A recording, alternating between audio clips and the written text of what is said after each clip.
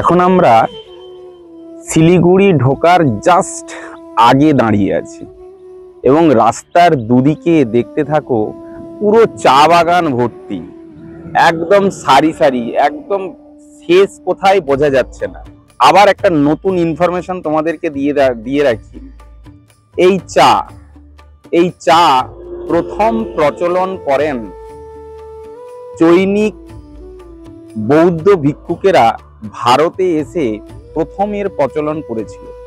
আর একটা কথা তোমাদেরকে বলি, দার্জিলিং এর চা সুগন্ধ এবং টেস্টের জন্য জগৎ বিখ্যাত হলেও ভারতবর্ষে কিন্তু চায়ের যে প্রয়োজনটা মেটায় সেটা কিন্তু আসাম চা।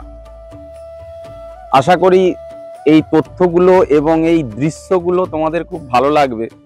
যদি ভালো লাগে তাহলে অবশ্যই পেজটিকে ফলো করে রেখো, আর ইউটিউবে বাইকার দেবরাজ নামে একটি চ্যানেল আছে, সেটিকে সাবস্ক্রাইব করে রেখো, তাহলে এই ধরনের ভিডিও আরো তোমরা দেখতে পাবে।